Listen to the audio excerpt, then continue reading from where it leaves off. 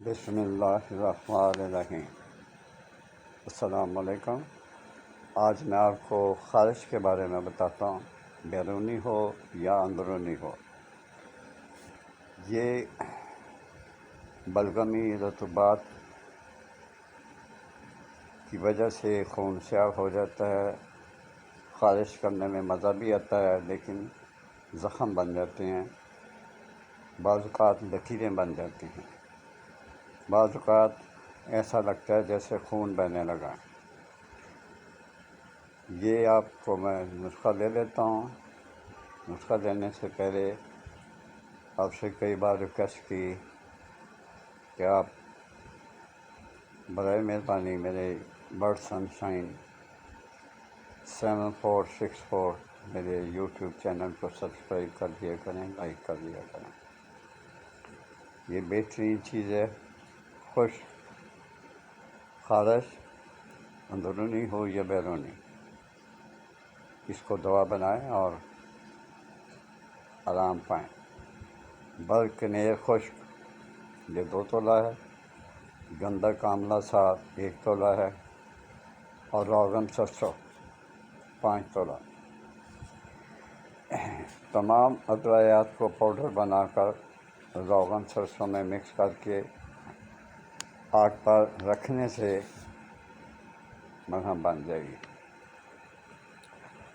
مگر آگ نرم آنچ پہ رکھیں، زیادہ تیز آنچ نہ کریں۔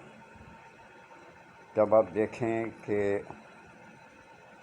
یہ تھوڑا سا مکس ہو رہا ہے تو اس کو اتار کے نیچے اتارنا، زیادہ اس کو نہ پکائیں، تیز آنچ پہ ہلکی آنچ پہ رکھیں اور اس کو ملاتے جائیں۔ اس پاؤڈر کو روغن ڈال کر روغن سرسوں 5 تولہ جو میں نے بتایا وہ اس میں ڈال کے اس کو رگڑتے رہیں، یہ ایک مرہم سی بن جائے گی۔ آپ اس کو رات سوتے وقت جو ہے اس کی ہر مقام پر اس کی مالش کریں، صبح اٹھ کر گرم پانی سے نہا لیں۔ آج کل ویسے گرمی ہے تو ہلکا نیم گرم پانی چلے گا، اسے آپ جسم پر لگائیں، دوسرے تیسرے روز ہی خارش سے جان چھوڑ جائے گی۔ یہ میں آپ کو یقین دلا سکتا ہوں۔ یہی کام ہے کہ لوگوں تک میرے آپ کو میں نسخہ اس لیے دے رہا ہوں کہ ثواب کماؤں اور مجھے دعائیں دیں۔ ایک بار پھر سن لیں، برکنیر خشک 2 تولہ، گندک آملہ سار 1 تولہ اور روغن سرسوں 5 تولہ۔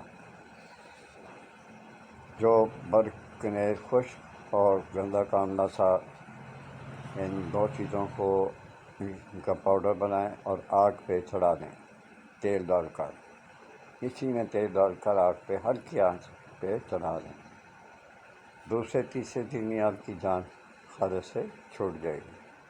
آپ سے اجازت چاہتا ہوں۔ اللہ حافظ۔